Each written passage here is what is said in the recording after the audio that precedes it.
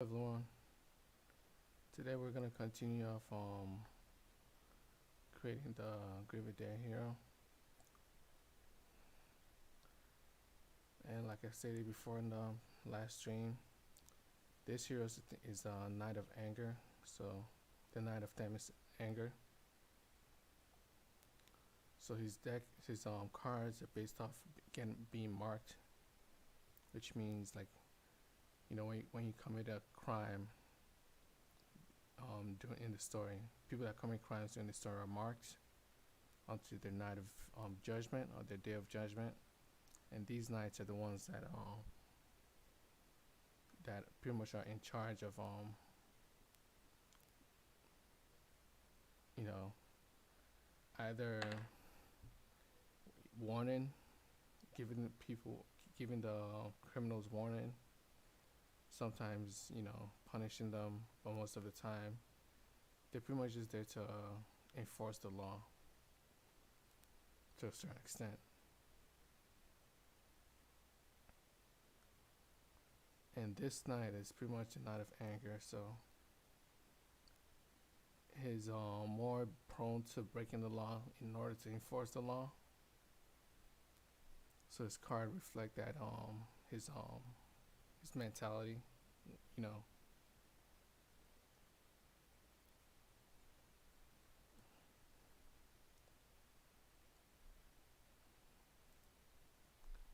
And he is there's every night, night of Themis night,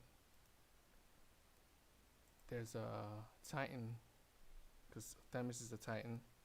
She's the Titan that governs law and order. And for every night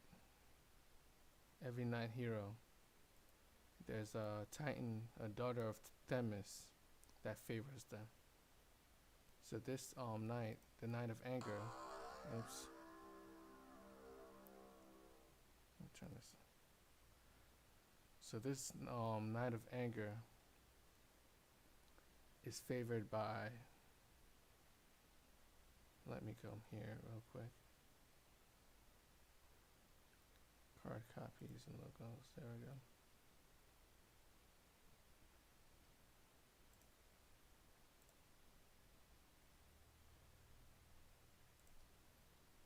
This knight, the Knight of Anger, is favored by Lyssa, the Titan of Anger.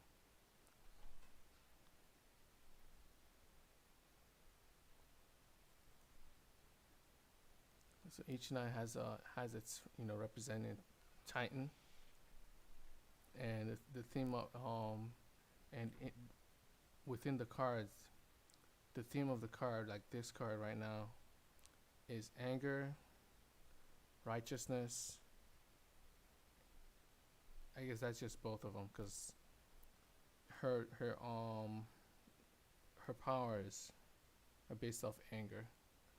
So he will have and he's also the Knight of Anger. So obviously he's also angry. He's also based off anger. So these cards will have like this effect, the angry effect.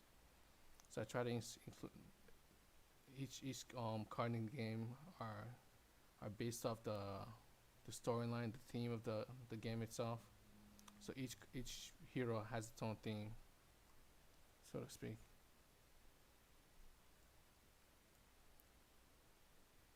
So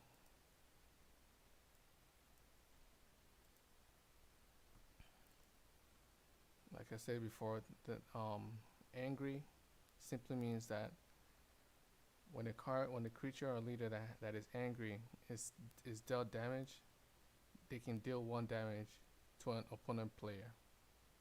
That's pretty much what angry means.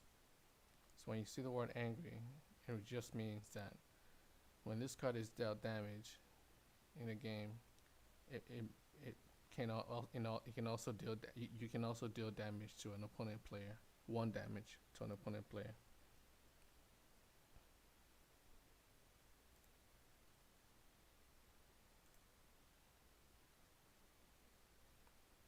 So let's continue on. next zero. And let me make sure. Okay, that's fine. So the next hero starts off with a secret.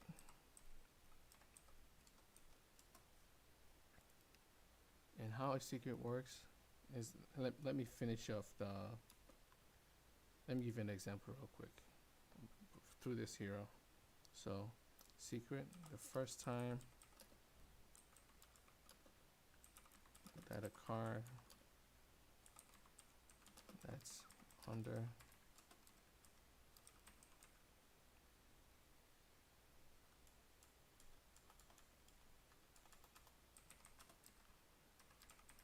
the control of an opponent player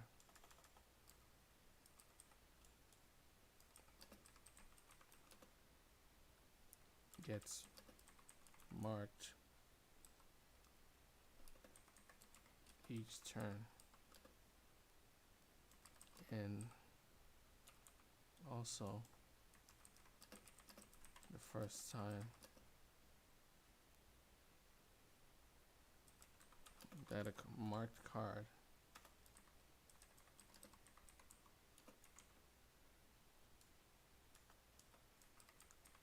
enters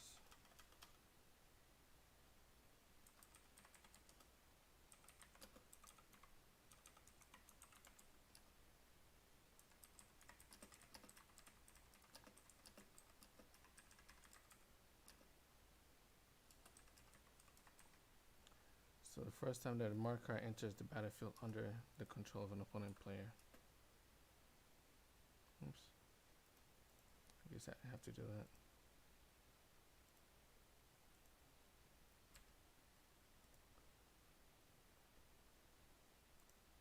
So, oops, I guess I can't. Let me just close it real quick. So what this, each secret effect, the thing about a secret effect, this is pretty much just a cause. I mean, like you know, what do you call this? A statement that means so let's start off with this. It's kind of hard to explain. A secret is an effect that you can choose yourself. So each secret in this game, each secret represents a multitude of effects. For example, creatures under your control are angry, or let's say, for example, another one that can actually apply to a secret. At the start of your turns, you may deal 1 damage to any number of creatures. And also,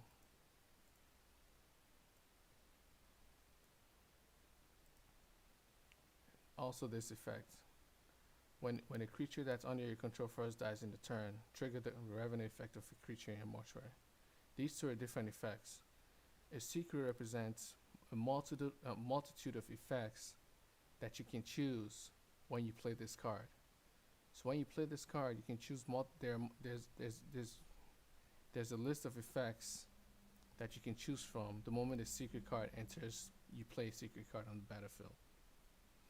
And then every time the statement following that secret, every time the action stated within the secret occurs, so every time, so for this one, just the first time that a card that's under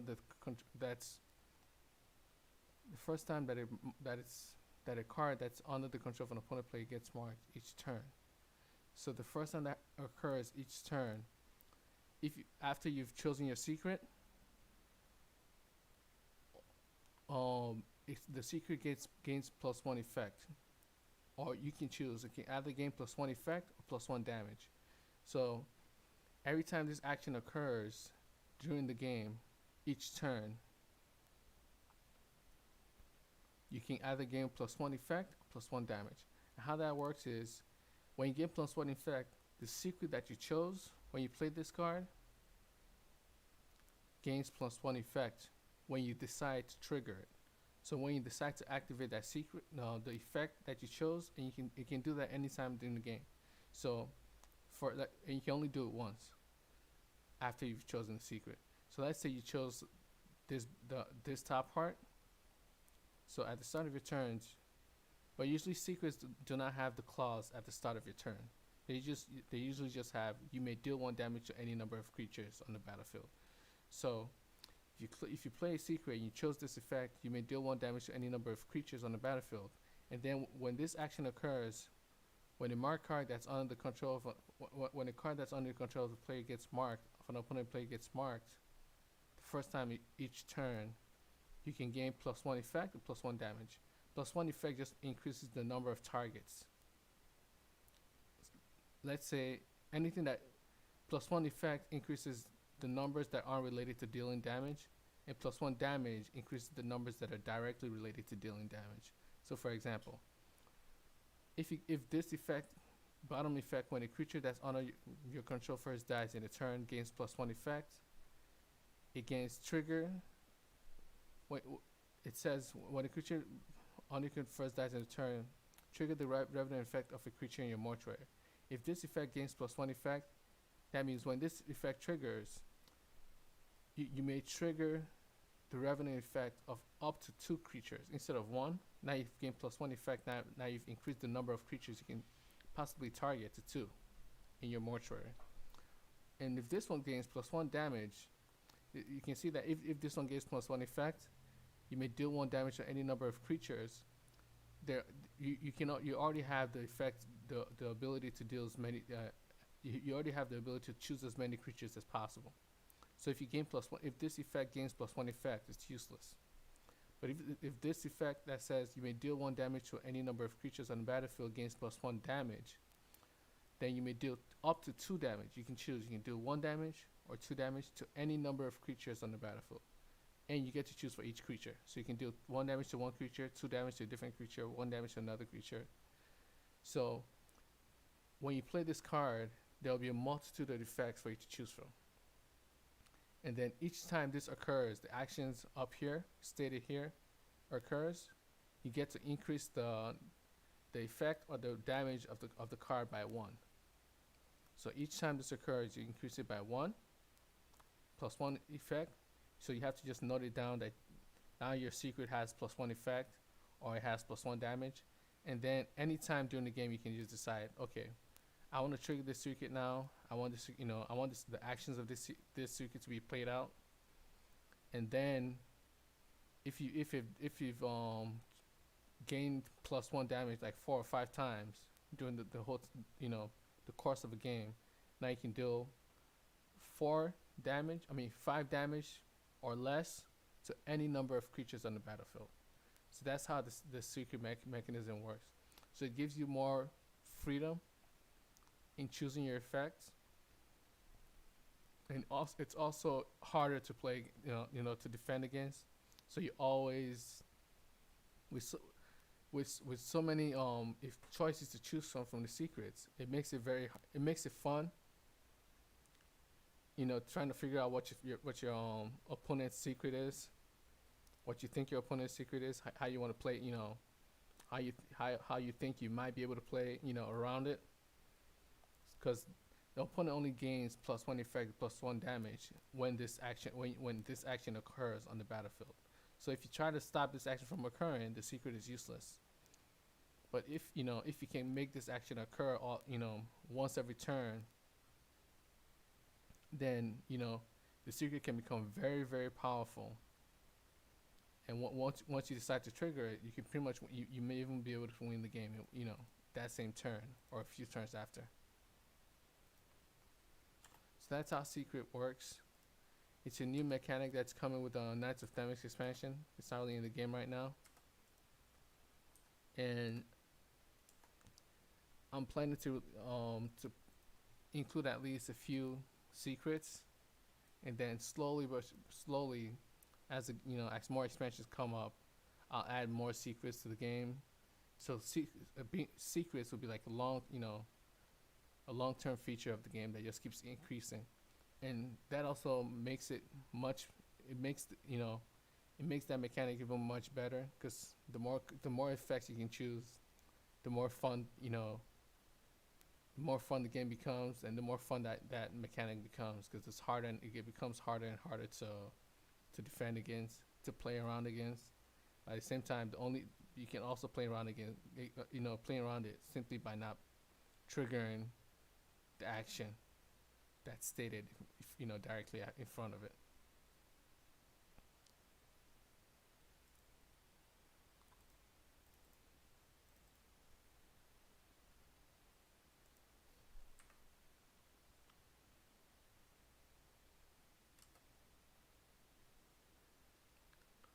Okay. Now let's continue. So that's the secret.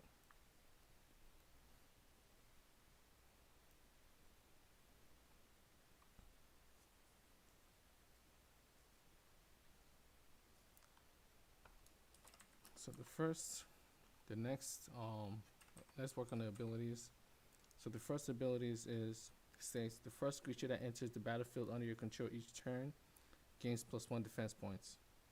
You also gain +1 health points. The first creature, I think.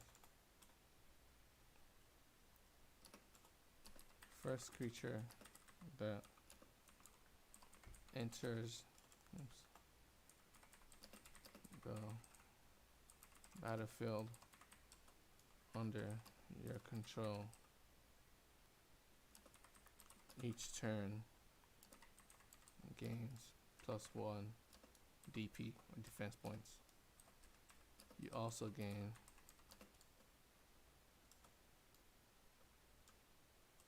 +1 HP, or health points. And creatures, let's go here. Human creatures.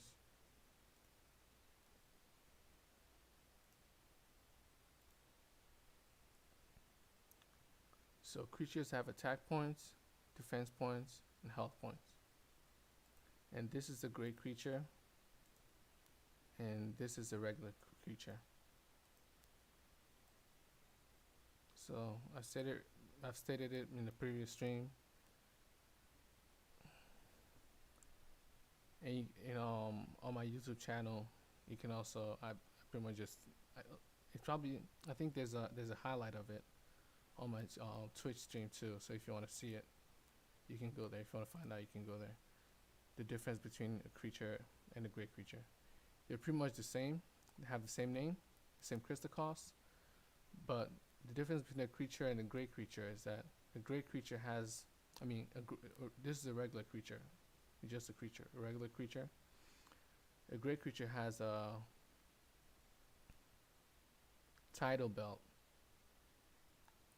with a title on it, while a regular creature just has an empty title belt with nothing on it.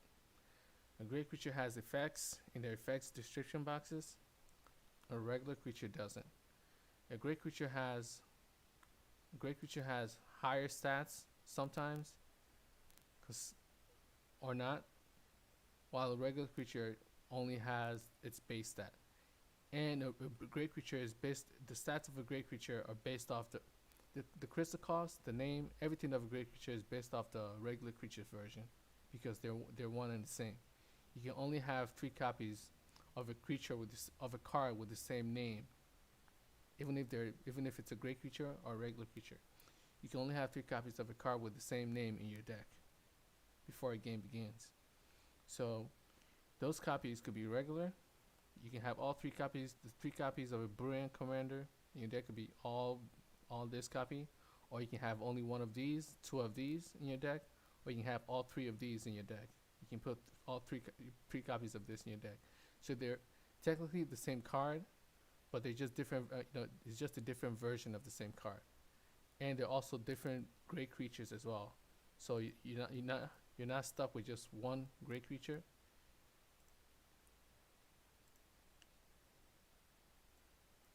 You can do this one as well.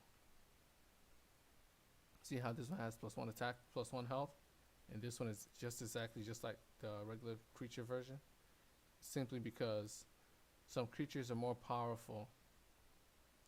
So the more powerful the effect of a creature, the less likely that they'll have increased stats. While the less powerful the creature, the more likely that they'll have, the more likely that they'll have some sort of increase in their stats. Then you can see the imposing great creature.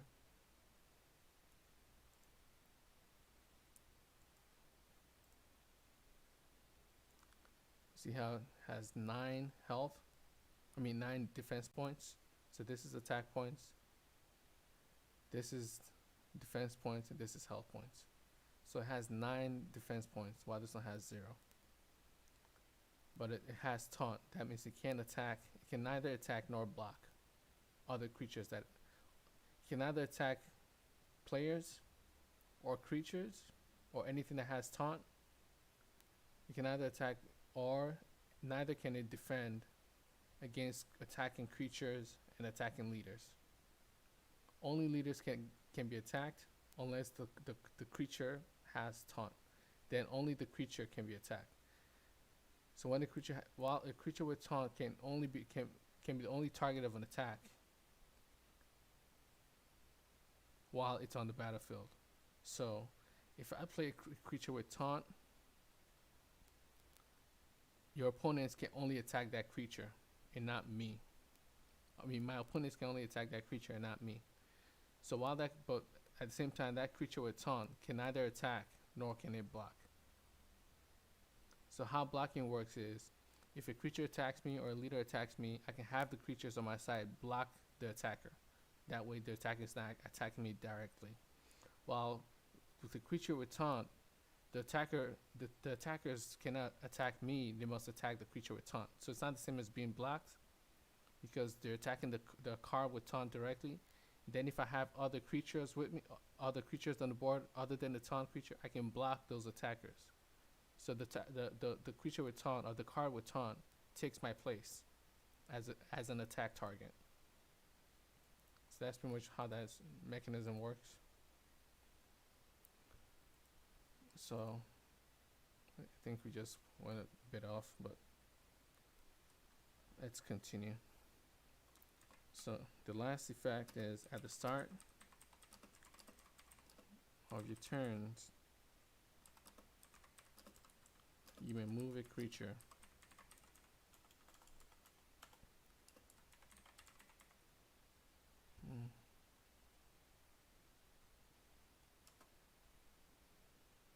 So at the start of your turns, you may move a creature with a crystal cost that's equal to or lower than its heroes from your mortuary into your hand. Then reduce its crystal cost to 0.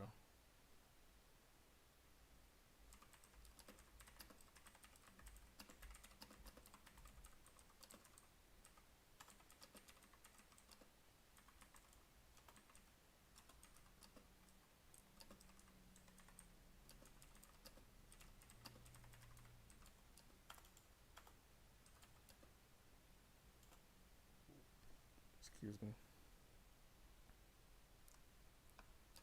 From your mortuary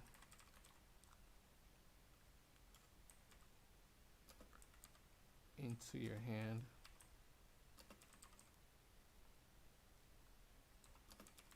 Then reduce its crystal cost to 0.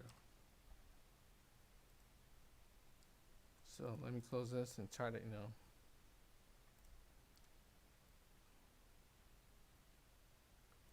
and see where I've made some spelling mistakes.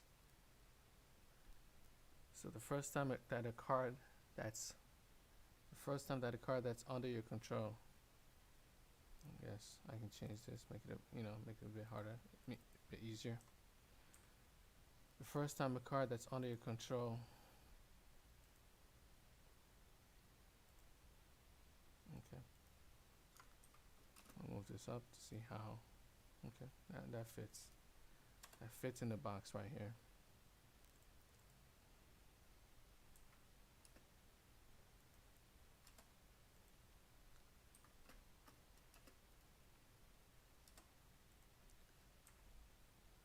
There we go. So the first time a card that's under your control, that's under the control of an opponent player gets marked each turn. I guess I don't have to put that comma there. Okay. Oops. First time a card that's under your control under the control of an opponent gets marked each turn, and also the first time that a marked card enters the battlefield under the control of an opponent player. Oh yeah, that's pretty much it. There's nothing else. So that's pretty much just a statement. There's a word for it, but I just can't. It's not coming to my mind right now. Yeah, it's a condition. This is pretty much just a condition for you to get +1 effect, +1 damage to this secret. So that there's no spelling mistakes there. And the first creature that enters the battlefield under your control each turn gains +1 defense points. You also gain +1 health point. Players have +1 at the start of the game. A player has the stats of 0 attack points, 0 defense points, and 27 health points. And the stats, the attack stats, the defense stats of a hero gets added to the stats of the player while the hero's on the battlefield. So when the player plays this hero, the stats of this hero gets added to that player's stats until the hero's moved from the battlefield, and then the stats are deducted. So, but this is not the stats of the hero. This is just an effect that gives you the player +1 health. So your 27 health gets increased by 1 to 28. And then when you're attacked or you're dealt damage, your 27 health is reduced by the same amount of damage that you're dealt, unless you have defense points. And then when you dealt damage, the defense point that you have is deducted from the damage taken before the damage is deducted from your health point. So if you're dealt 2 damage, 1 damage is deducted, and then you only dealt 1 damage following. So 1 damage deducted from the 2 damage that you're dealt, then there's only 1 damage left to be dealt, and you take 1 damage. So your 27 health goes down to 26. On the same turn, if you dealt 2 damage again, you've already deducted your defense point for that turn, so all 2 damage is deducted from your health point. Then at the start of the next turn, or at the end of the turn, before it goes to a different player, before it turns to a different player's turn, your 1 defense point is reinstated again. So the next turn, if you're dealt damage again, the defense point is then deducted from the damage that you took during that turn. So let's continue. At the start of your turns, you may move a creature from your mortuary with a crystal cost that's equal to or lower than this hero's. Oh.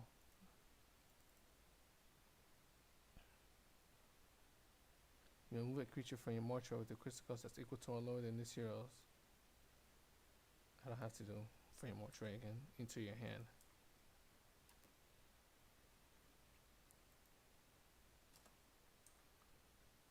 And then reduce its crystal cost to 0. Okay.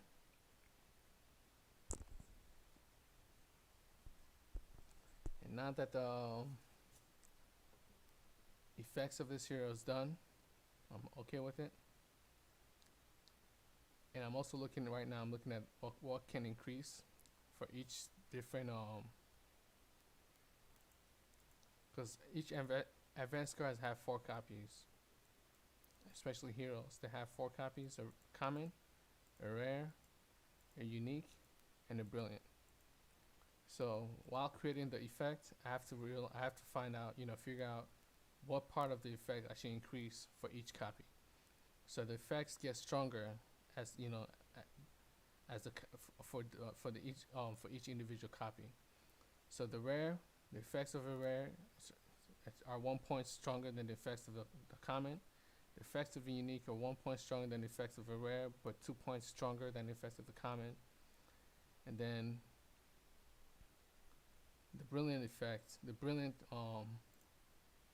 version of a card is 1 point stronger than the unique, 2 points stronger than the rare, and 3 points stronger than the common. So this effect, I'll increase this part. I'll also increase this part for the common, rare, unique, and brilliant versions. And this one, I'll increase. This is the part that I'll increase. This is the number that I'll increase. So you may move a creature. The brilliant version will be you may move up to 4 creatures from your mortuary to into your hand. Then reduce their crystal cost to 0.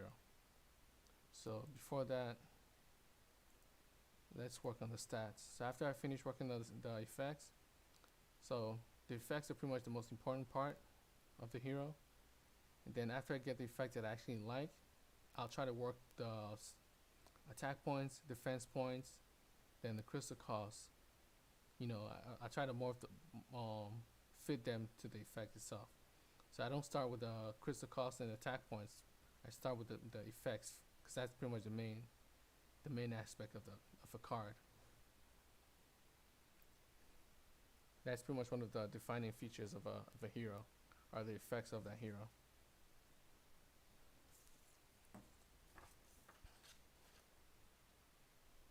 So right now has this stats from the previous hero that I was working on. The third hero, or the fourth hero that I was working on during the last stream. I pretty much just used the same hero cards over the same template. They just change this, change the effects box, change the attack points, defense points, and then the crystal cost, and that's it. Everything else remains the same.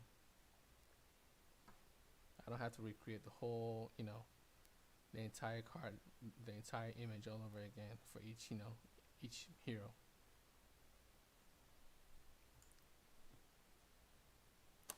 So I'll keep I'm thinking about keeping the attack points to 0 at 0. Now, for the defense point, I may increase it, or I might just keep it at 0. Yeah, I'll probably increase it by 1, just to see how it looks.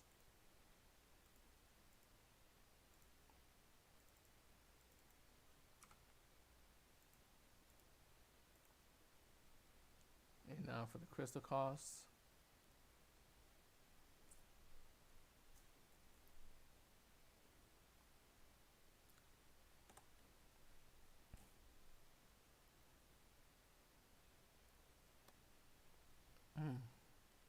This crystal cost isn't too bad.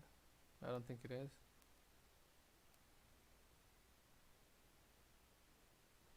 Because of this effect itself, which is at the start of your turns, you may move a creature from your mortuary with a crystal cost that's equal to or lower than this hero's into your hand. That reduces crystal cost to 0. That's a very powerful effect to a certain extent. If you're playing a card, if you're playing the deck with a lot of creatures, and all your creatures have been killed, this is a way to pretty much just fill your hand again with creatures that cost 0 now. Now all the cards all the creatures in your hand that you've already played before and have died, or you've moved into your mortuary, and now you can play them again for free. So I guess 23 crystal cost isn't too bad. But the secret is also powerful to a certain extent, because most secrets only have one condition, but this one has 2. So the first time a card that's under the control of an opponent player gets marked each turn, and also the first time that a marked card enters the battlefield under the control of an opponent player. So this card itself works against any card that any deck that plays marked cards, or that has that gets a card marked. So this card itself it's pretty much just it can work against other cards, other players that play this hero, because this hero is pretty much the hero that's mainly focused on playing marked cards. So if you can play this hero against another player that's playing this hero, you can pretty much, and you choose a good secret, you can pretty much win the game very quickly through that secret, because the secret gets more powerful for each +1 effect, +1 damage that it gains each time this action is occurs on the game board during the game. So I'll leave it like this and call it. Gravedier 4.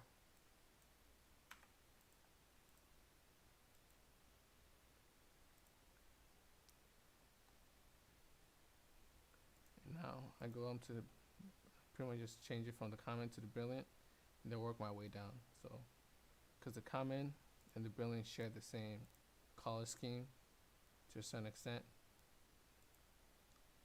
while the unique and brilliant have to change this part of it, turn it black.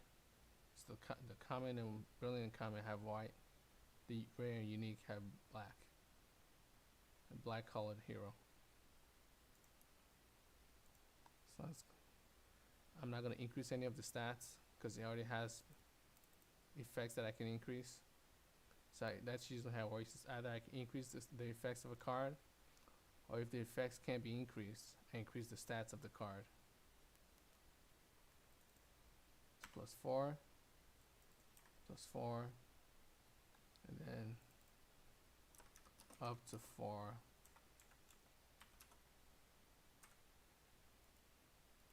Creatures.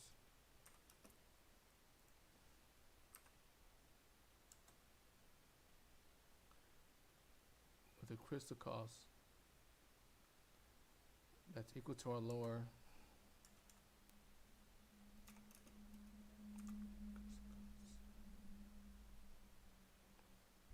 okay, I can probably change the word in a bit. With crystal costs that are equal to or lower than this hero's into your hand,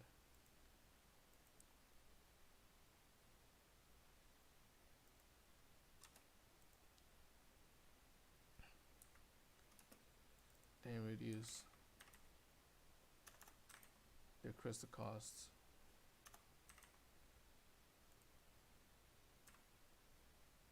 Let me just make sure this one's, yep, everything lines up, and everything lines up. Now I'm changing it, okay.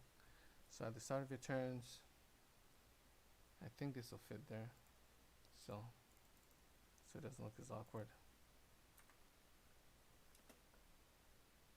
Oops, not this one. It's this one.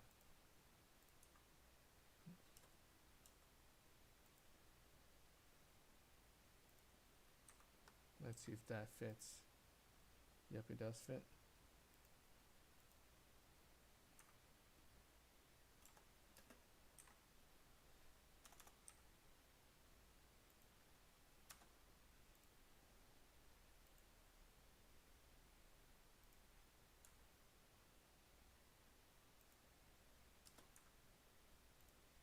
Okay. At the start of your turns, you may move up to 4 creatures from your mortuary with crystal costs that are equal to or lower than this hero's into your hand. Then reduce the crystal cost to 0.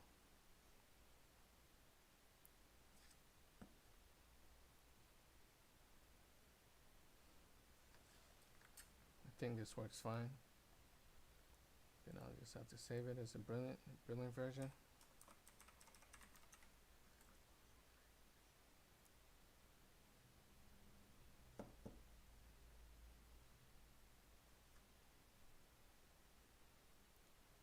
So brilliant, JPEG, and then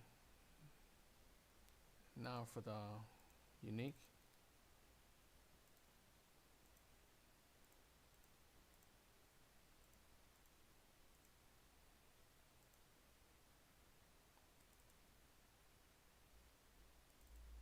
Three,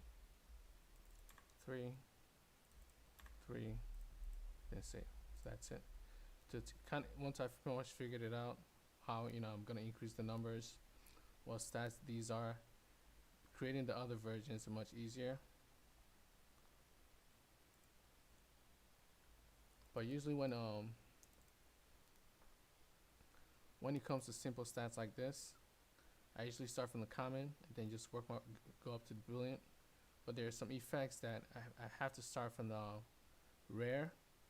After I finish the common, I have to go to the rare and then the unique and then the brilliant, because I may change the effects, the numbers change depending what I change, what I increase changes depending on the the rarity, depending on the version. So sometimes if I pretty much just skip all of them to go to brilliant, it'll be very hard for me to decide which what number to increase.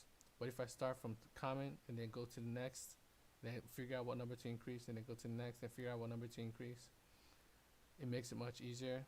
But effects that is very simple like this, where I already know what numbers to increase, this one, and this one, it's easy for me to just jump to the brilliant version and just work my way down.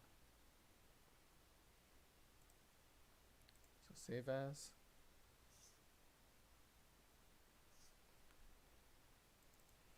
It's unique.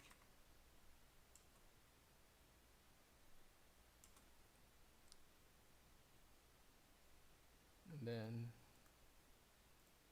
last one. You can see how I'm not increasing this one, because increasing this one will just make it even more powerful than it already is. And it's not, I don't think it's actually useful to increase this one. For example, the first time that a card that's under the control of an opponent player gets marked, if I increase it to if I increase it to 4, this number to 4, now it's the first time that up to 4 cards. Actually, no, the effects I usually don't have that clause of up to 4. It's usually add the 4. So if I increase it by 4, it just makes the secret even worse. So the first time 4 cards that are under the control of an opponent player gets marked. So now I've increased the number of times. I've increased the requirement by 4, by 3 actually, but I've multiplied it by 4. So obviously it just makes the effect even worse. Obviously I can't reduce it, because then it'll be useless. I can't reduce it to 0 because it'll be useless.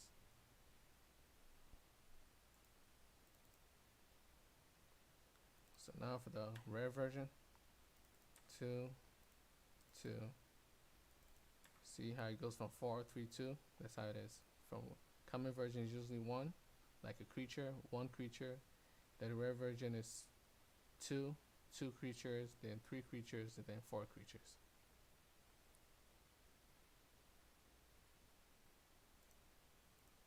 And if I increase this number, obviously that won't work, because 0 is already the lowest number. The lowest number you want is 0. So you can at least you play the card for free. If I increase that number, if I reduce that number, it's obviously useless, because it's already at 0. And if I increase the number, it just makes the effect worse. But obviously, it can't be seen like that. It can't be seen easily. So this hero is done.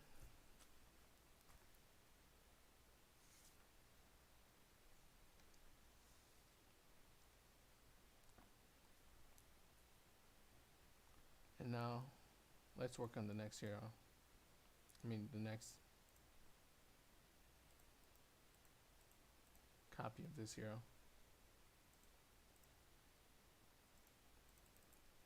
And the next one doesn't have any primary effects. Primary effects are the ones on top. Secondary effects are the ones on the bottom. Primary effects always, when you play a card, the primary effects are always chosen. That means their stated effects, their stated actions always occurs when they're when it's stated to occur.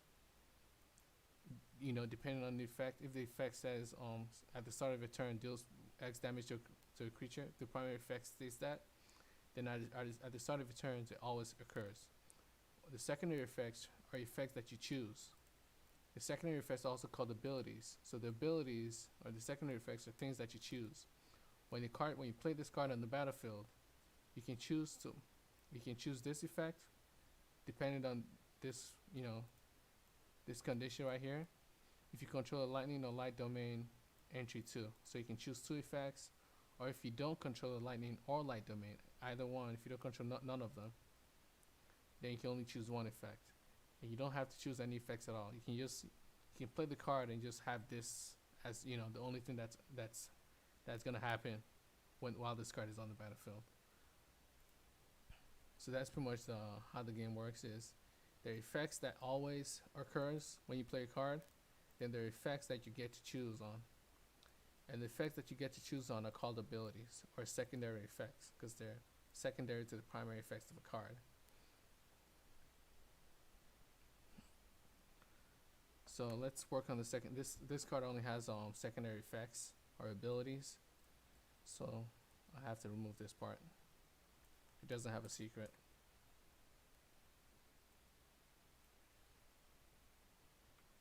Okay. The first time that a card, so let me just read it for you real quick before I type it. The first time that a card under your control is marked in the turn, you may either gain +1 a health point or deal 1 damage to an enemy creature. So in a turn, it could be your turn, it could be another player's turn. The first time a card under your control is marked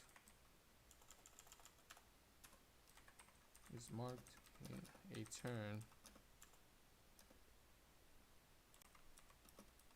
you may either gain +1 HP or deal 1 damage to an enemy creature. Let's see how it looks. So the first time that a card under your control is marked in a turn, you may either gain +1 health points or deal 1 damage to an enemy creature. So the writing looks okay. No typos. Now for the second effect, the first time that you gain HP in a turn, each turn is the same. It's just worded differently. In a turn and each turn is obviously the same. I just tend to word it differently sometimes. Summon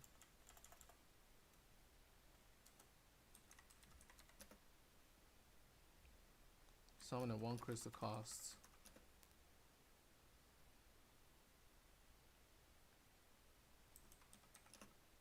(001) Squire token human creature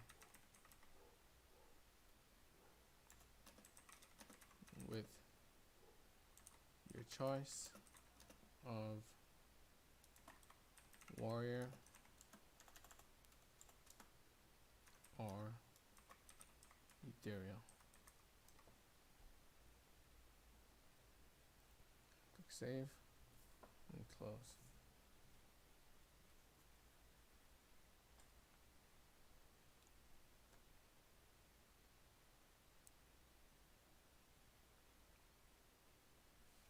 So how this works? Oh yes. Let me guess. I thought I clicked enter for this one. Here we go. So the first time that you gain HP each turn, summon at 1 crystal cost 001 Squire. Squire is the name of the creature. 001 is the stats of the creature, and obviously the 1 crystal cost is the crystal cost. So a token creature is a creature that you create yourself, and a creature, a token card must have a name. Let's go for a creature, for example. A token creature must have a name, crystal cost, card type, subtype, stats. So you can see a summon. Summon means play it without paying its crystal cost. So this is the 1 crystal cost card that you can play for free. So you summon the 1 crystal cost, 0, 0, 1, 0 attack points, 0 defense point, 1 health points creature, Squire, token. The token human is the subtype of the card. So a token card always has the subtype token human or token X. So it has its regular type, its regular subtype, then it also has the word token included within it.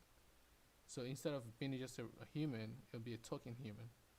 And the creature is obviously the card type of the card. So The card has a card type, creature, a subtype, token human, a name, Squire. Squire goes up here when you're creating the card, and then the stats of a card when worded like this, when stated like this, it's always attack points, goes going from the left, attack points, defense points, then health points. So it always starts from left to right: attack points, defense points, and health points. If you don't see a number here, you only see, or you don't see this health points. You just see 0, 0. Then you just assume that it's attack points, defense point. If there's no health point, then there's no health point. If there's no attack points, and there's just a slash here, then you just assume it's no attack points, 0 defense points, and 1 health point.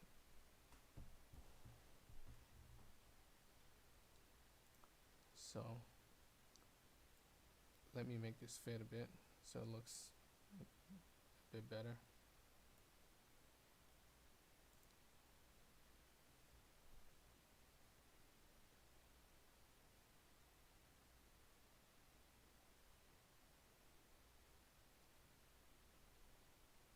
Or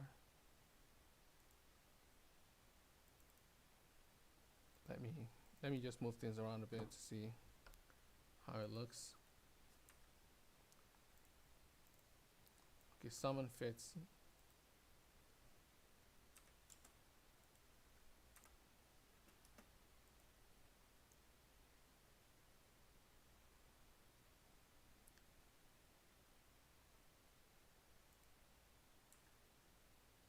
Well, mark does if summon fits.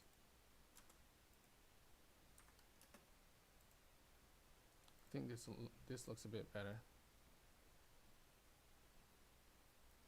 The first time that you gain HP each turn, summon a 1 crystal call 001 Squire token human creature with your choice of warrior or ethereal. I think the effect of warrior simply states that while you have X or more attack points, this creature gains +1 attack points when it attacks. And then you may also give another leader +1 attack points as well. And ethereal means it gains flight, and the flight mechanic means that it can only be blocked by creatures with range. So when a card with flight attacks, it can only be blocked by creatures with range. And ethereal, it's been a while since I've looked at the keywords of the song. The keywords. So let me just go back again to the instructions of the game and see if it's there.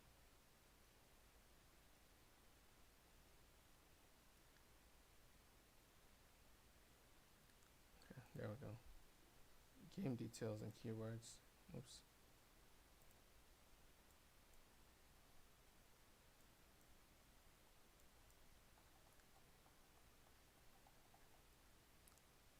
This is where I scroll down. Okay, so ethereal is E. So the keywords of the if you read the instructions of the game, the keywords are at the bottom. Pretty much just separated it from the details of the game. So if during the game, if you want to see what an effect means, you just go to the long version of the game details, game instructions, and they're all here.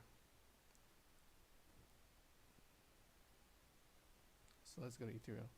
A creature or leader with an activated. So a creature leader with an ethereal effect also has an activated flight effect.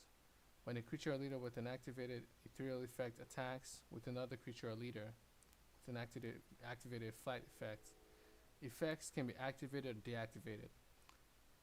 When an effect is activated, for example, when the effect flight is activated, it means that,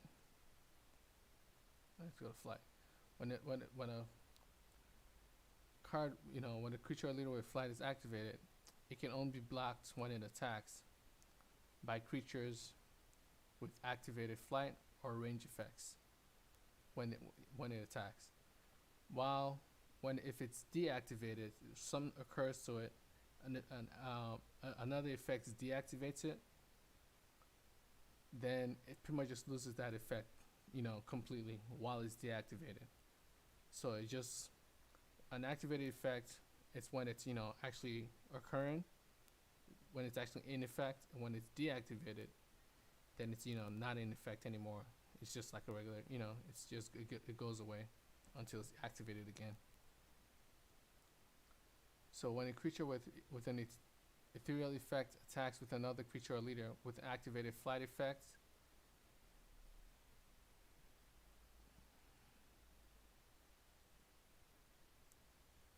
the creature or leader with the ethereal effect gains +1 attack points. Okay, so that's how it works. So the ethereal also has flight, but then it has an extra cause that when it attacks with another card that has flight, another creature or leader that has flight, it gains +1 attack points until the end of the turn. Then it loses it. And flight is there aren't that many creatures with range, and there aren't that many creatures with flight. So this effect is actually very powerful. It just means that whatever creature, if this creature gains flight, ethereal, it means just nothing can block it when it attacks. So every time the creature attacks, it just attacks a player. There's nothing that player can do to stop it. And now I think I like the effect. So time to go down to the stats of the hero itself, and then finally the crystal cost. So the effects really isn't too powerful because it's summoning a creature. This part is powerful, but the creature doesn't have any attack points. But at the same time, it's a token creature, and token creatures have have effects that target them. They have supporting effects that make them even more powerful than they already are, if they are powerful. But a 1 crystal cost 0/0/1 creature is not that powerful to any extent, But when you can summon it every turn, that also gives you more life to a certain extent. So every time you gain HP, you get to summon a 0/0/1 square token human creature, and that one creature could block an attacking player. An attacking leader, or an attacking creature. So you can just use it as a shield to protect you as well. So it has that effect, or you can use it as an attacking agent. You buff it up with attack points, extra attack points with effects that give attack points.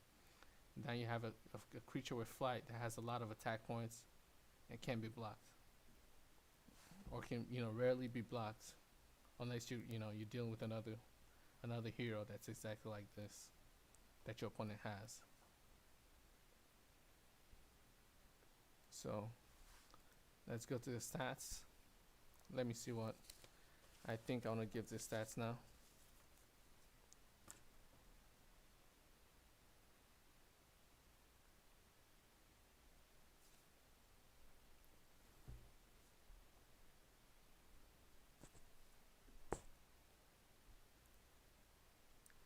I think I'll leave it at 0 for now. Then I'll come back to it one more time just to see.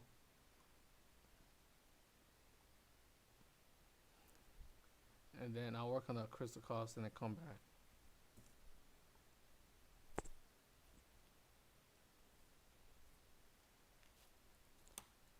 If I increase this to 3, let me see how it looks if I can increase this to 3. So 3.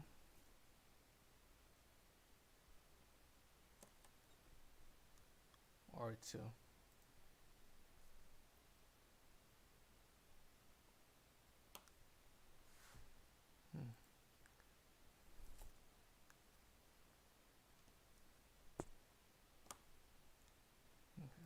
I'll leave that at 2. Then let me increase this to 1. So now that it's at 1, that means you see this it's a 1 crystal called 001. So when this attacks you, while this has 1 attack, if this has 1 attack points, you gain 1 attack point. So when this creature attacks you, this 1 crystal called 001, even if it's buffed up, even if the attack point is buffed up to 10, the first time when it attacks you, you get to deal 1 damage to it. So this 1 attack points is deducted from its 1 health points because it has no defense points. So it may deal a lot of damage to you all at once, but at least it's not it's not recurring damage. With the 1 attack point, you just kill it and remove it from the battlefield so it can't attack you anymore. But if I set this to 0, that means, but you also gain you get to gain HP the first time that a card on your control is marked in a turn. But there aren't that many this has a lot of mark effects. Oh yeah, there is an effect. I forgot about that. I usually write it down beforehand, and I guess I completely forgot about the effect of this hero. Which states, when this hero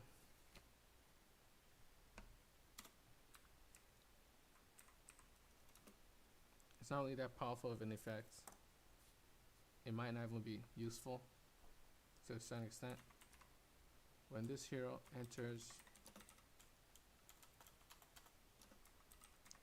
the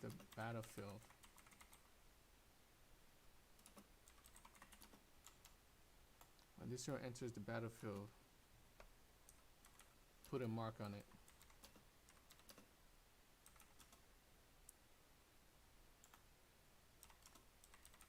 Until the end of turn.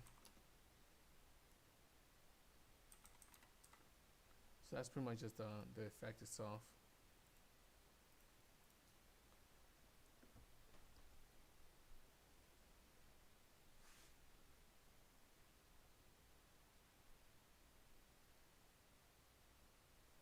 So playing this hero triggers this effect immediately. So when you play this hero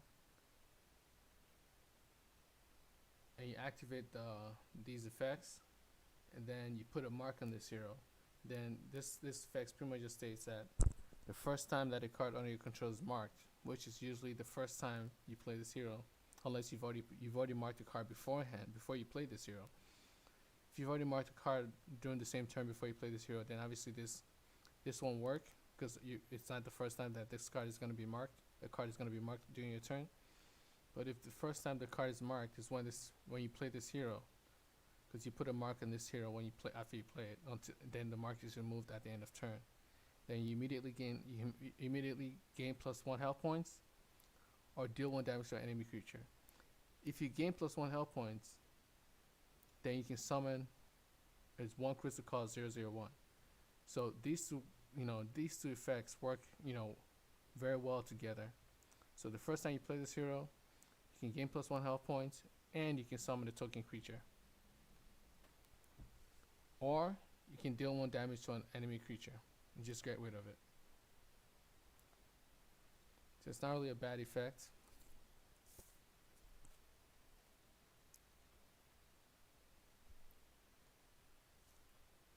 And I think I'm just gonna leave the stats of this hero the same. And let's see what I can get with the crystal cost, because I actually like the way it looks right now. Even though the crystal cost I might increase it or decrease it, it's already a very good a good effect to have. So even if it's a high crystal cost, when you play it, you gain +4 health. At the brilliant version, you gain +4 health. Then you get to summon a slightly bigger creature, token creature, immediately with flight.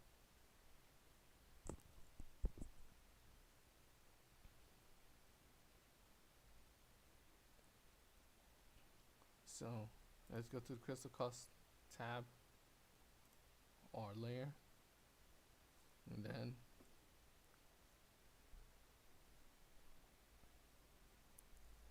I think I'll lower this to 19.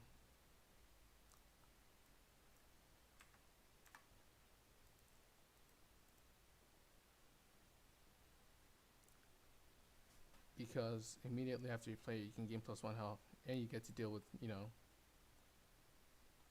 can either gain +1 health and summon the creature, or you get to deal damage to an enemy creature. And this hero has a lot of cards that, a lot of ways to mark cards. Not just mark cards, but mark cards that are under your side, that are under your control. So this card could be potentially, very powerful. Being the fact that you can at least, deal damage to a creature or gain health. And these effects are also relatively powerful to a certain extent. So 19 cost isn't too bad, but let me think about it again.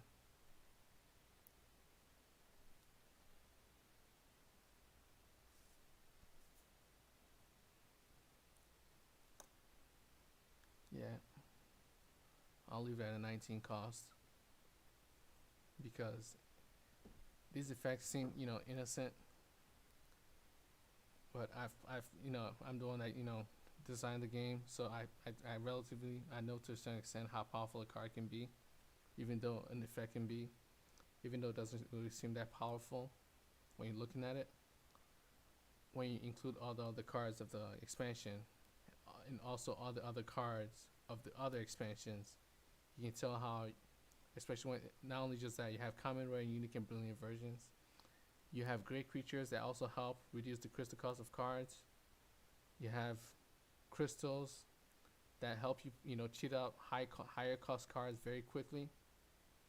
So there are a lot of ways to, get this 19 cost, to play this 19 cost in like two or three turns during the game. So even though the cost is very high, if you build a deck around high cost cards, being able to play high cost cards, you'll probably be able to play this card within like a few turns. So let me save it. So this will be Graveyard 5. It's a common version.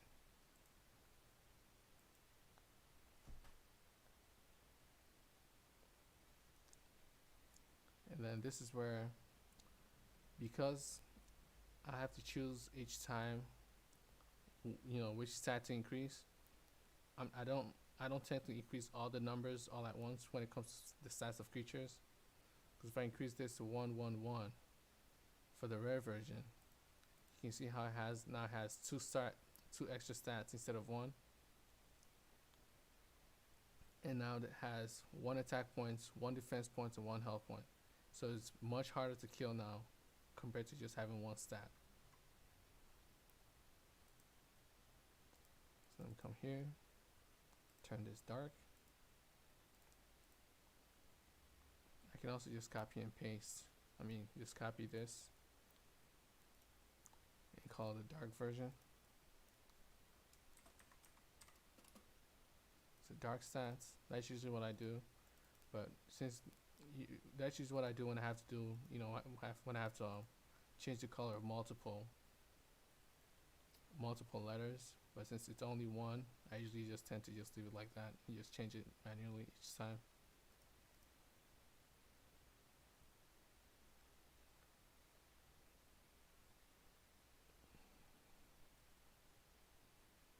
And the problem with this is, that's why I usually don't do that. Because the problem with that is, let me duplicate this and just change this to hero. Sometimes I mess up, and then you see how I copy and pasted it and the stats followed. When I'm working on the next hero, then I copy and paste, then I change to a darker version, the stats will change. So I've messed up a few times doing that. That's why I can just leave it the same. But right now, I'll just delete the stats of this. Delete, come here, delete, and then just stats.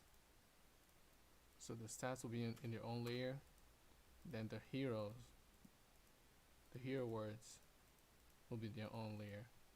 That way they're not, mixing up. And then let me just save this as the common version again. That way it's saved up.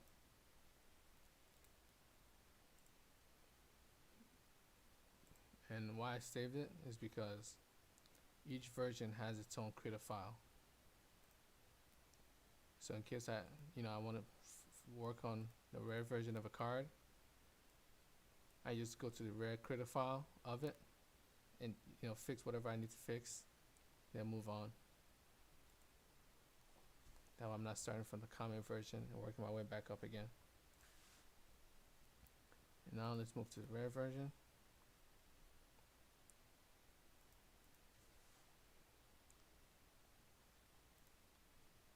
And this is easy to increase. So 2, gain +2 health, deal 2 damage. But this is where it could be hard to increase. I can increase this number to make it summon 2 1 crystal cost 001 square token human creatures, or I can just leave it at summon a 1 crystal cost XX 1 square token human creature. So I can either increase this number, or I can increase this number. And when I increase the stats of this card, I also increase the crystal cost. So a 2 crystal cost card has a 2 crystal cost token creature generally has 2 stats. A 3 crystal cost token creature generally has 3 stats. A 4 crystal cost token creature generally has 4 stats. But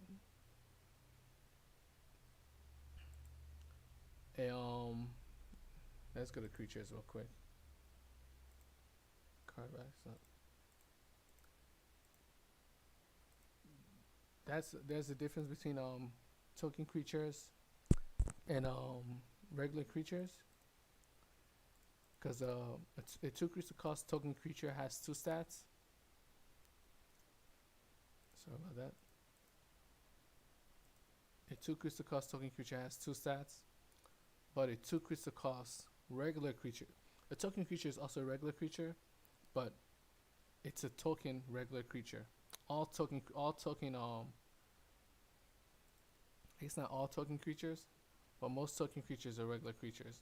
If it's not stated that they're a great creature, then they're regular creatures. If it's not stated within the effects that create this token, then just assume that it's a regular creature. So you see how this is the 1 crystal cost 001 square token human creature. Then the 2 crystal cost version will be a 2 crystal cost 101 or 111. I don't think you can see it, so let me show you here to the critter file. So a 2 crystal cost could be a 101 or a 0 or a 011 or a 002. The stats are always 2. The maximum stats of a 2 crystal cost token creature that you create is always 2. Then the 3 crystal cost will be always 3, and a 4. While a regular creature, like a neophyte creature that comes with the expansion itself that you don't have to create, has an extra stat point. So this 2 crystal cost creature has 1 attack points, 2 health points, as opposed to a 2 crystal cost token creature that has only 2 stats maximum. So it makes it easier, it makes it more favorable to play this card as opposed to a token creature itself. But usually token creatures are usually summoned for the most part, so you don't really have to pay the crystal cost of the card. You only get to pay the crystal cost when something happens and you get the card, the token in your hand, because they're effects that either summon them on the battlefield, so play them for free, or you get them back in, or they give it, or you create them and put them in your hands where you have to play them manually. There are also effects that move creatures on the battlefield back into your hand. So when they go back into your hand, then you can play, that's when the crystal cost really matters to you. But for the most part, most cards that have token creatures let you summon them, so it lets you play them for free. So let's increase this number to,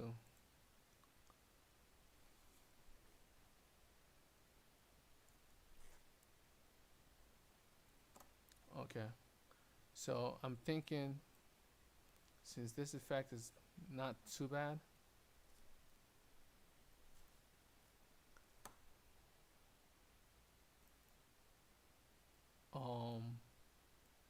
because this expansion actually has cards with effects that boost the HP of the attack points of creatures. So I think it would be probably best for this hero to have more creatures, the ability for you to have more creatures instead of less. So I'll increase this number for each version of this hero. So summon up to 2.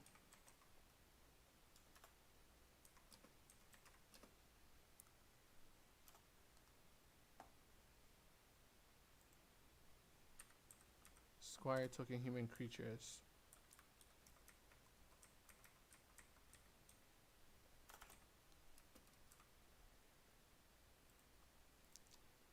So summon up to 2 1 crystal cost Squire token human creatures with your choice of warrior or ethereal.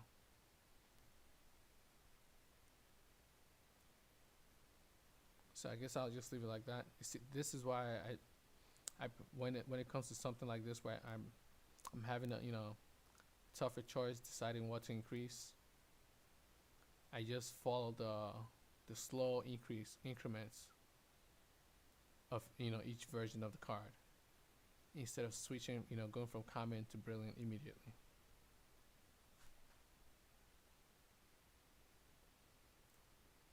And this also makes this card a bit more powerful, because the more creatures you have means the more survivability you get sometimes. Because the more creatures you have, when creatures attack you, and when only creatures can block attacking creatures and leaders. So the more creatures you have, that means the more creatures you have to block attacking creatures and leaders. But if you have only one creature that has a lot of stats, and your opponents have a lot of creatures and leaders that are attacking you, that creature can only block one of those attackers. So even if it has a lot of stats, it's pretty much useless when it's blocking, when it can only block one attacker and there's like 20 attackers attacking you, or there are 5 or 6 attackers attacking you all at once.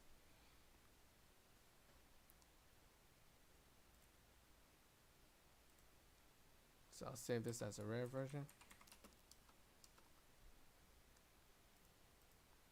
Then the unique version, naturally increase the stats by 1 more. So you get 3 health points, deal 3 damage, or summon up to 3. So you can summon 1, you can summon 2, or you can summon 3, 1 crystal cost, Squire token human creatures.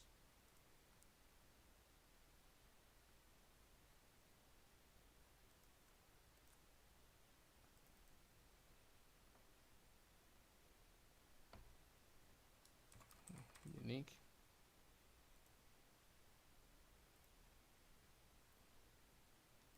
Then finally,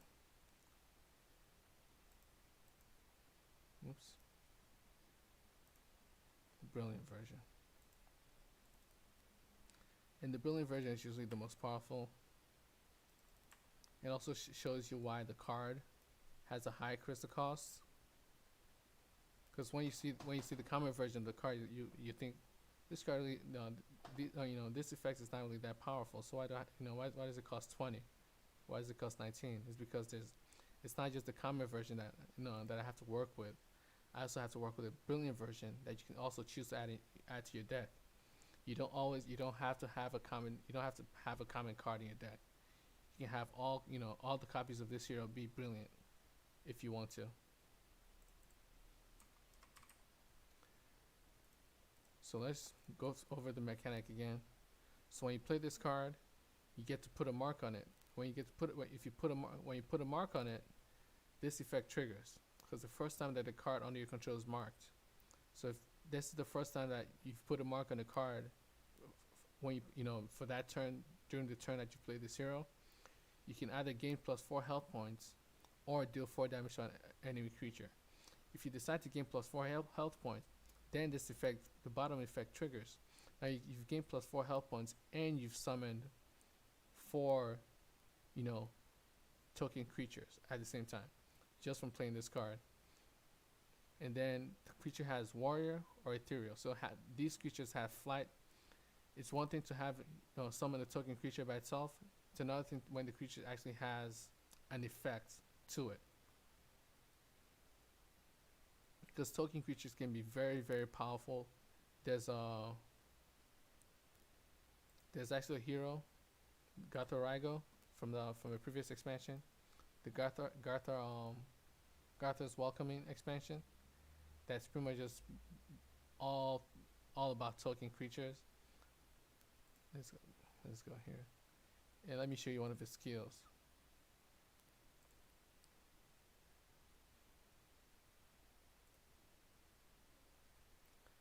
This skill, Swarm, it says Swarm 5, and what that means is when you swarm, you get to summon, you get to create a copy of any creature, any token creature that you have on the board. So if you have one of these, when you play this card, Gotha's Mischief, you get to summon 5 extra copies of it. But how skills work is, since this hero, his name is Grividaire, unless there's an effect that allows you to play this skill, you won't be able to play it while you have this hero on the board. You can only play this skill, Gotha's Mischief, that summons token creatures, if you have a Gatharigo hero on your board. So each hero has its own skills. So this one will also have its own skills that has to do with token creatures, marking cards, gaining health points, removing marks from the cards, anger, righteousness, and things like that. So the skills are pretty much based off the heroes, and they pretty much help define the hero itself. And this, as you can see from this skill, this hero, Gatharigo, let's go to the hero itself.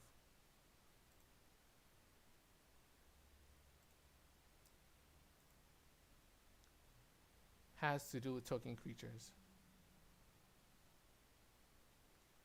So when a token creature first enters your hand during your turn, duplicate it up to 4 times. Then add those duplicates to your hand. So just duplicate just means to make a copy of it. So, for example, if a token creature on the battlefield goes into your hand, you can make up to 4 copies of it. Well, right here it's up to 3 copies of it. So now you have 3 extra copies of the same creature that your opponent or someone just gave back to you after you played it. Then you can play those copies again. So this hero, that's why token creatures can be powerful to a certain extent, because there's this hero that has this skill. So if you have a high cost token creature with 10 stats, with the 10 crystal costs, you just need one of them on the board on your side, and then you play this card. Now you have 6 of them, 6 exact copies of it. So this card can be very, very powerful if you're dealing with token creatures.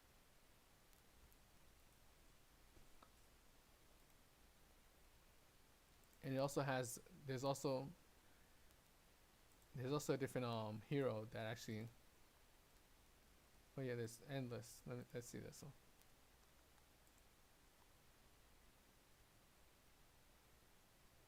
Okay. That's not.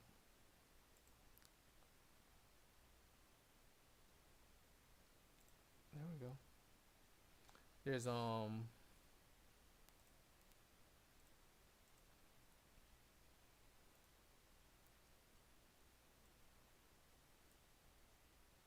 just, I guess I can just give you a reference between the crystal costs. This is the 21 crystal costs. This is the 19 crystal costs.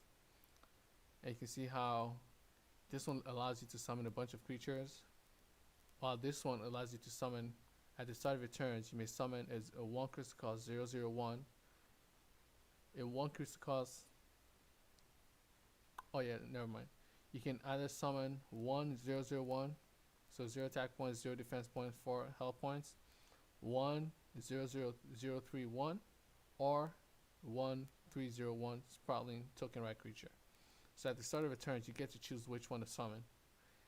And not to mention, like I said before, how that's why this costs 21.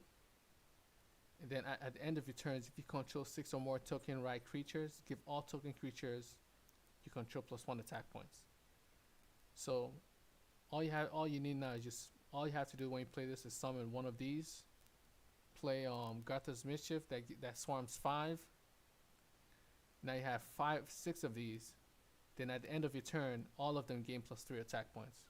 So you can see how this card can be extremely, you play this card and there's a high chance once you start playing a high cost card, like something that's 21 or 20 plus enters the battlefield, or like 15 plus enters the battlefield. There's a high chance that especially a hero, there's a high chance that the game will be swinging to your favor very quickly. And that's how this one works too.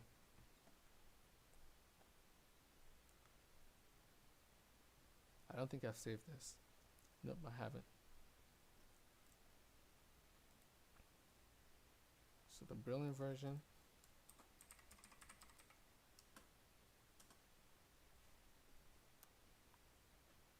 So the first time that you gain HP each turn, this is each turn. This isn't just during your turn. This is each turn. This is also each turn. So it's one thing if it's during your turn. That means during another player's turn, nothing happens. But when this occurs each turn, so if you're playing with a team member, and your team member gives you +1 health points, now you can summon another 4001 token, token human creatures with warrior or ethereal. If an opponent players gives all players +1 health points, the same thing occurs. And then during your turn, you gain it again. And also the first time that a card is marked in a turn, sorry about that. So the first time that card is marked in a turn, you gain +1 health points. You gain +4. So when an opponent player marks your card, which is usually when the card is marked, there's a high chance it'll be destroyed very, very quickly. It'll be removed from the battlefield. So having the effect where when your opponent marks your card, intending to punish you, you actually benefit from it, makes this card very powerful, in and of itself. Because the marking effect is supposed to be a negative, aspect where you don't want your cards to be marked. Because if they're marked, there are cards that will easily remove them from the board. While this hero is focused on marked cards, so it wants its card to be marked, and it gains benefits from having its card marked, as opposed to other heroes that don't want the cards marked. Because if you play this card and it's marked, and then your opponent plays a 1 cost or 4 cost cards that destroys it, now you've played 19 cost cards for nothing. While this card benefits from the fact that it's you're marking cards on your side of the board. So I guess this one's done, and let's go to the last hero for today. And after I'm done with the last hero, that'll be it, for this stream.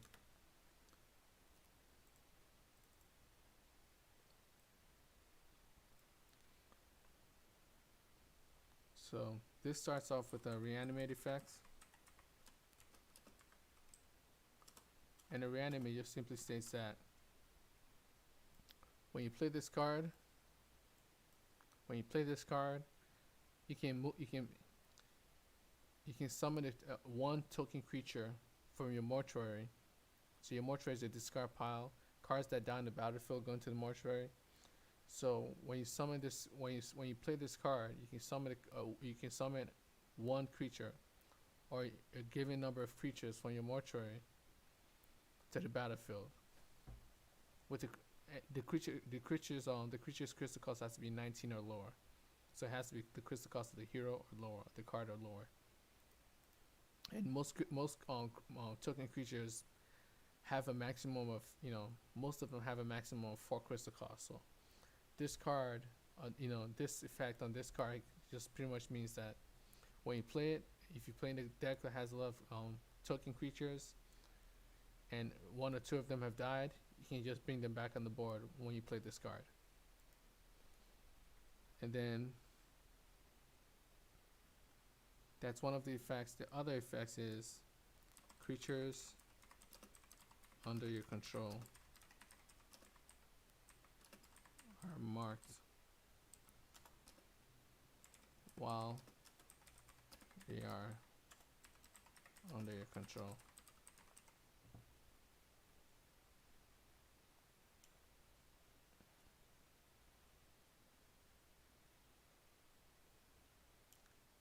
Oh no, while you control this hero.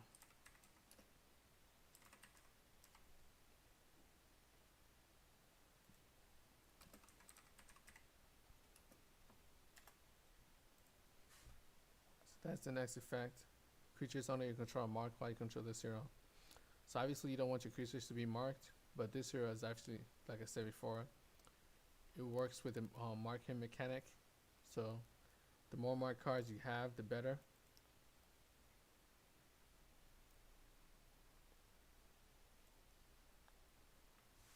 And then this hero actually has 3 abilities or 3 secondary effects. And the first one states creatures that are under your control on the game board have their critical cost reduced by half while you control this hero. What that means that is the game board has multiple zones in it. Your hand is also part of the game board. So what this effect means is that cards in your hand, the cards that you play, have their critical cost reduced by half. So of an 8 cost card, while you have this hero on the board, on the battlefield, that costs 4. Rounding down, you round down if there's no statement that decides whether you round up or not.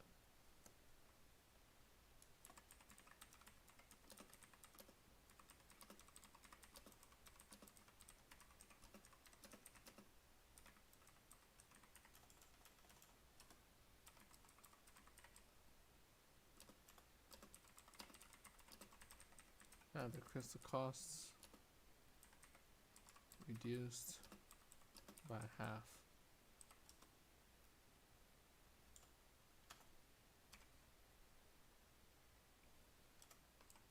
And this is while you control this hero. The reason why I state this is it makes it while you control this hero. It makes it more specific, and makes it easier for you to understand what I'm actually stating. Hold on a second. It should be in caps. Because if this occurs, let's say you play this card and then you reduce then you reduce the critical cost of a card by half. If I don't have this condition that says while you control this hero, when this hero gets out of the board or something happens to it and is removed from the battlefield, most players will probably still expect that the cards still have the critical cost reduced. But so they'll think that the card still has a reduced critical cost because this one already reduced it. That's the effect of this one. But once you remove the card, once you move this card from the board, its effects deactivates. Once you move this card from battlefield, the effects deactivates. And this is pretty much just to help clarify that the cards are only reduced while you have this hero on the board on your side of the battlefield. So if you don't have this hero on your side of the battlefield, obviously your cards will go back to normal. And then the next ability, you may play token creatures that are in any mortuary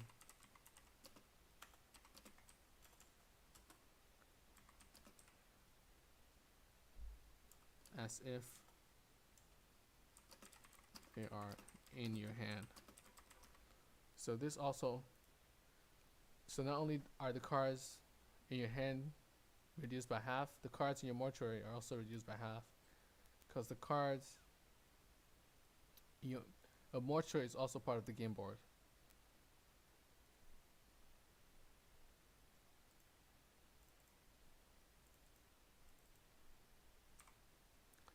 A mortuary is also part of the game board. So not only are cards in your hand reduced by half, token creatures in your hand are also reduced by half. Token creatures in your mortuary are also reduced by half. So this card probably has a higher crystal cost than 19. It may have a higher crystal cost than. So I think I'll probably increase the crystal cost. Oh, sorry about that. You may play.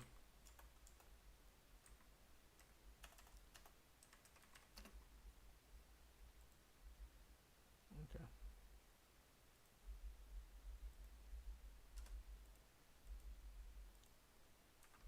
So you may play token creatures. Oops. You may play token creatures that are in any mortuary as if they're in your hand. So if you play token creatures from your mortuary, they have the critical cost reduced. At the same time, you can also play token creatures that are in your opponent's mortuary. So each player has its own. Each player has its own side of the game board. Let's go to the instructions real quick, just to show you how it looks. Instructions, gameplay, instructions. There are two instructions documents. There's the gameplay instructions that shows you how to play the game. Then there's the game details that shows you like what effects, what the effects mean, the different cards of the game. There's the explanations of like detailed explanations of the cards, how the game works, how the game plays. How the cards mechanics work. While the gameplay instruction just shows you how to play the game. Like the different phases of the game, how turns work, how each player's turn works, and the different zones of a game board. There you go. I guess it just wasn't loading before. So each player has a battlefield. The battlefield is actually every player has one. There's only one battlefield. There's only one game board, but each player has their own side of the battlefield and their own side of the game board. And within the battlefield, which is it's an overarching zone, there's a creature zone within the battlefield, there's a command zone within the battlefield, and then there's the crystal zone within the battlefield. So this card, the primary effects of a card always activates, always occurs, or the actions are always happens when you play the card on the battlefield. So this the entire zone. While the abilities or the secondary effects of cards can be chosen by you. Like I said before, you don't have to choose them when you play them on the battlefield, and they can only activate and trigger on the battlefield. While some primary effects can activate in the mortuary, or your mortuary is your discard pile.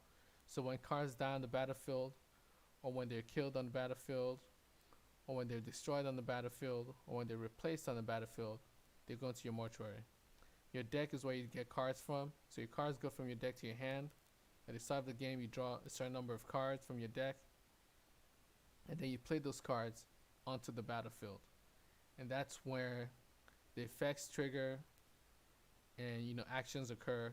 Most actions can only occur while the card is on the battlefield, while some actions or some effects only primary effects do this. They state if they can occur in the while they're inside your deck, while they're in your mortuary, or while they're in your hand.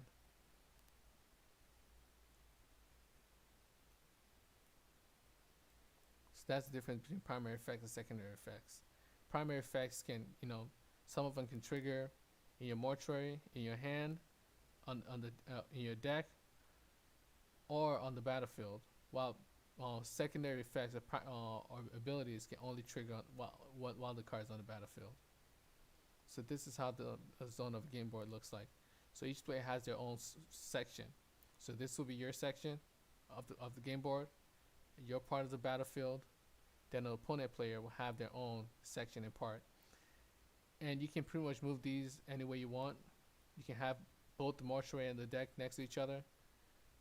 It's up to you how you want to, how comfortable you are with the positions of a deck and the mortuary and your hand. You don't have to have the cards in your you don't have to have the cards in your hand physically on your hand. You can set them aside upside down, on the game board itself. But this part, the battlefield itself, it has cards. Certain cards have to be played on the crystals. Like crystals have to be played in the crystal zones. Heroes have to be played here. Domains have to be played here, and leaders have to be played here. Formations have to be played here. Talismans have to be played here, and then only creatures can be played in the creature zone on the battlefield. So let's go back to the last hero real quick. So you may play token creatures that are in any mortuary as if they're in your hand.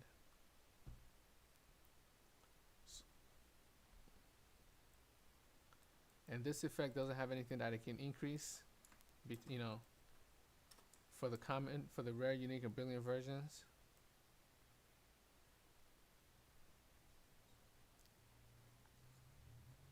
While the last effect actually does. At the end of your turns,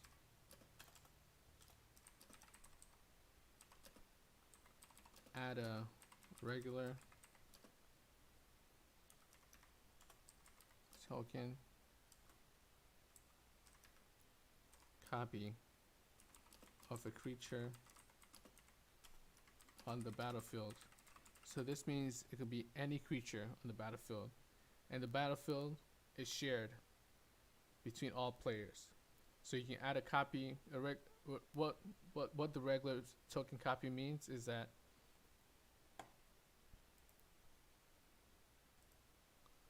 a regular token copy of a card is the regular version of that card. So let's say if you want to make a regular token copy of this card, it'll have the crystal cost of the card, the name of the card, but it'll have the same stats, 2, 1, 1, but it'll be a regular creature. So it won't be a great creature anymore. It'll just be a regular creature. It'll be a regular token creature. So every token card always has the token added as its subtype. So it won't have this stats 101. It'll have the stats of the creature because it's a copy of it. So it'll have this stats, the crystal cost, the name, but it won't have the effects and it won't have the title. It'll just be like this with the stats of the creature.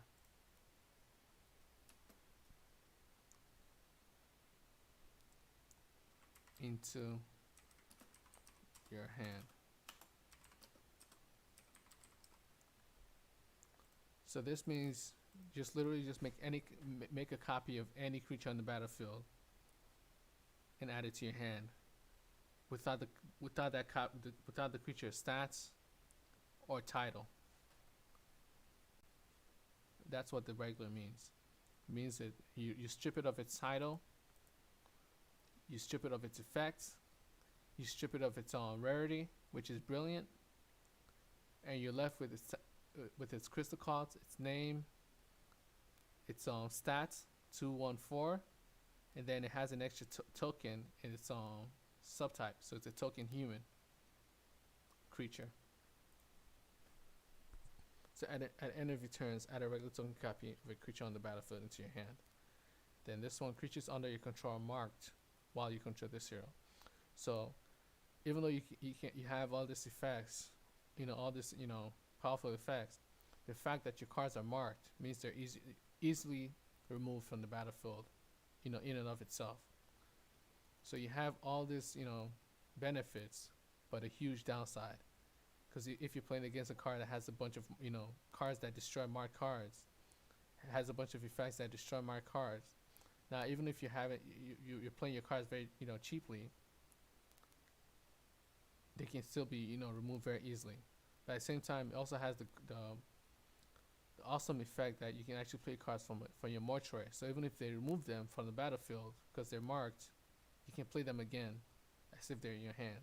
So this card is actually very powerful, and I think I'll try to make the stats and the crystal cost reflect that. And before that, let me fit this the text box so it's easier to read and looks better. So reanimate.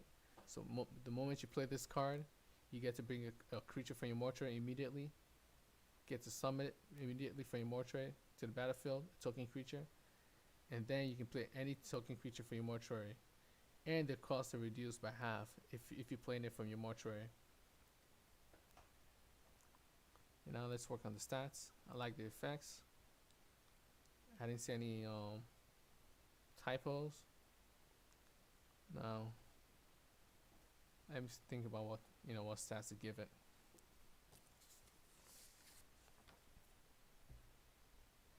So I'll leave that at 1 for now. Let's see how it looks.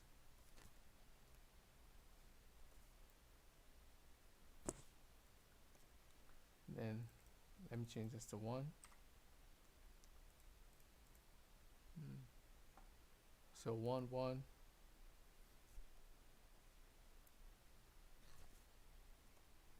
Or a 1 0.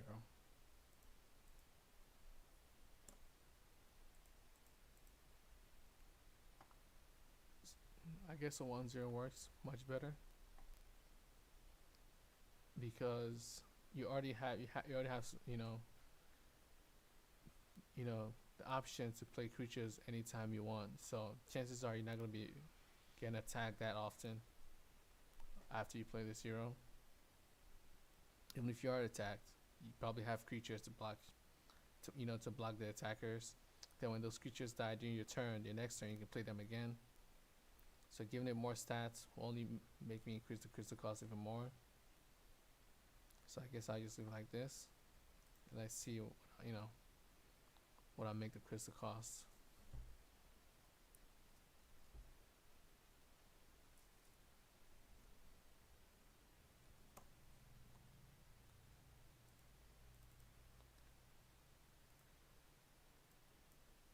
I'll make it 16.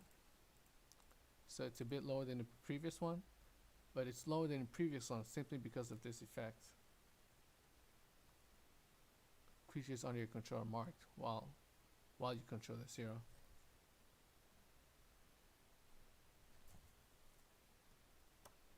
But I'm still thinking about it.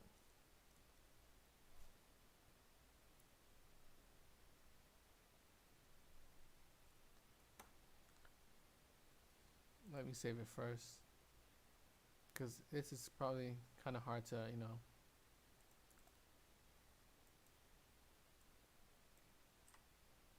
oops. Cancel. Let me save it again. So this will be 6.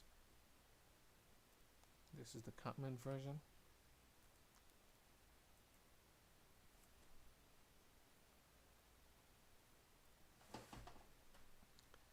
And let me see if I change it. If I change this to 20. Let me see how it looks.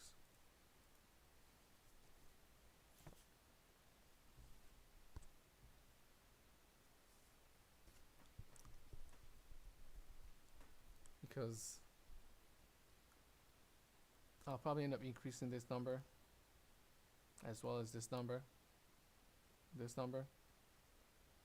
So when you play it, you get to immediately summon 4 creatures from token creatures from your mortuary, up to 4 token creatures from your mortuary. And then you get to play more creatures. And then you get to add more creatures to your hand at the end of your turns that you can play that have their crystal cost reduced by. So not only are you getting creatures, your opponent's creatures, you're playing them for half their crystal costs. And when they die, when they remove them, you get to play them again from your mortuary, while you're adding more creatures to your hand at the end of the turn. So this is a very powerful hero.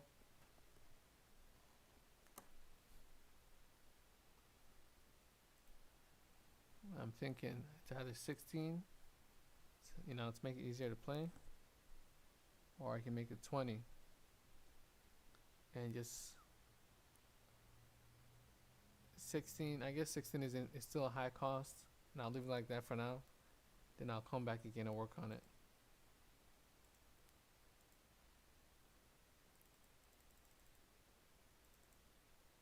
Oops. So I'll increase this by 4, then add up to 4.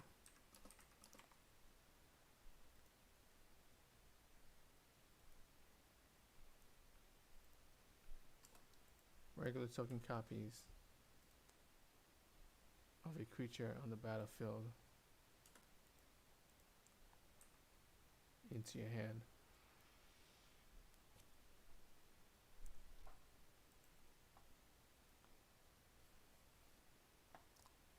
So this is a powerful effect, but simply because the cards are being marked, that means they're easier to remove. And there's actually a card, a spell, that deals damage to you depending on the number of marked cards that you have on your side of the battlefield.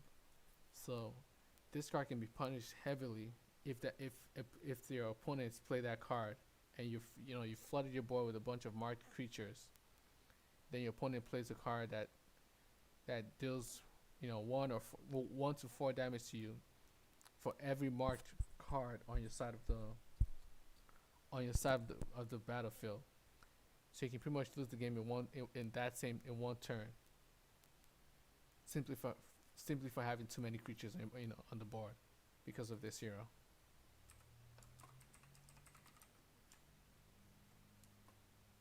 So there are benefits naturally. Then that's much how this hero works.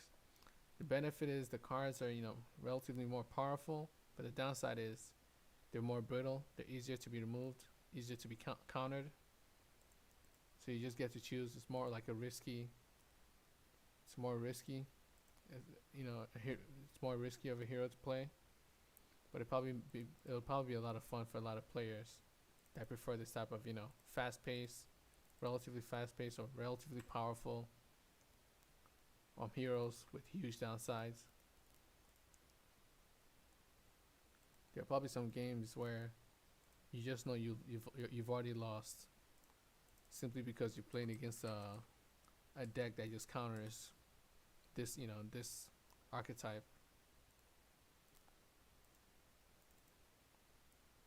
So reanimate 2.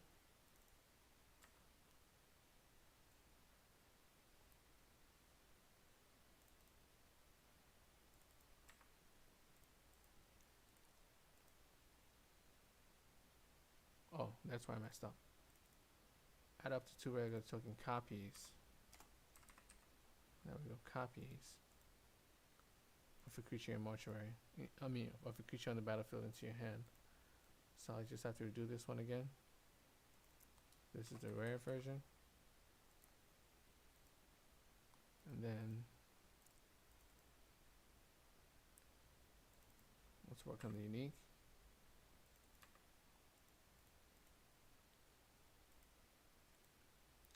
Save as unique. And then lastly, let's fix the brilliant one again. So 4, 4,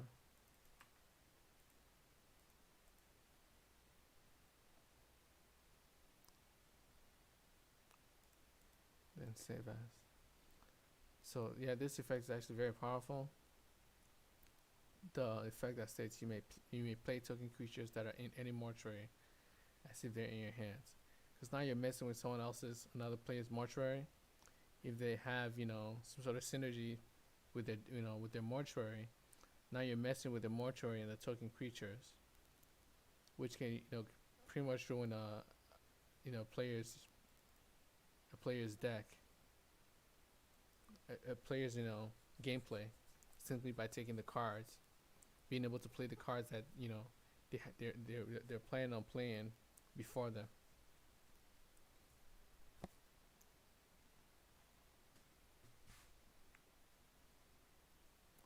So I may increase this crystal cost simply because it's relatively powerful. The effects are relatively powerful, and you have 3 of them instead of just 1. Instead of just 2. So that's it for today.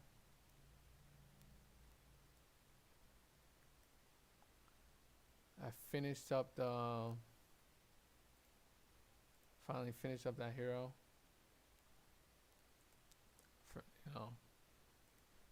Once I'm done with all the heroes, I'll go back again to make sure that, I like the heroes where they're at. So now we only have 3 heroes left to work with. We have Gary. Sorry. So I have Gary. We have Grand Quaker, the Knight of Law, Gary, the Knight of Justice, Jacob, the Knight of Might, and that's pretty much the 3 heroes that I have left to work with. I still have to work on Jacob a bit more, and these 2. So I'm not done deciding their effects yet. So I may show you how I create the effects of the hero during the next stream, or I may just show you the creation process of the card itself after I've already decided the effects that I want for the hero. So these are just like the previous effects, just to give me an idea of how I want the heroes to be. The costs aren't right, neither the stats, but I like the effects. But I've changed these effects because they're not as useful as I thought they were. It's like during your turn you're immune to all forms of damage. Yeah, it's powerful, but that's obviously not the critical cost of something like this. Then during an opponent player's turn, you can only take a maximum of 15 damage that turn. This is useful if you have a bunch of health healing effects. So if you have a bunch of healing effects that can heal you from your starting 27 damage to like 50 or 100, cards that can pretty much just one-shot you in one turn won't be able to one-shot you. Meaning cards that deal like 27 damage immediately, or 30 damage within one turn, or 100 damage within one turn, can only deal a maximum of 15 damage to you that turn. So it saves you in a way, but I decided to change it completely because this may be too broken. To a certain extent, this may be too powerful. But a powerful card, a powerful effect is obviously also good because they're heroes, they're supposed to be powerful. So I'm still working, that's why I'm still working on the effects of the card. These are old effects that I created a long time ago, and now I've revisited, the cards again. And now that I'm actually starting to create the heroes, finalize the heroes, I actually have, an idea of what I want the heroes to be, and how I want the cards to actually play, the heroes' cards to play, and their skills to play.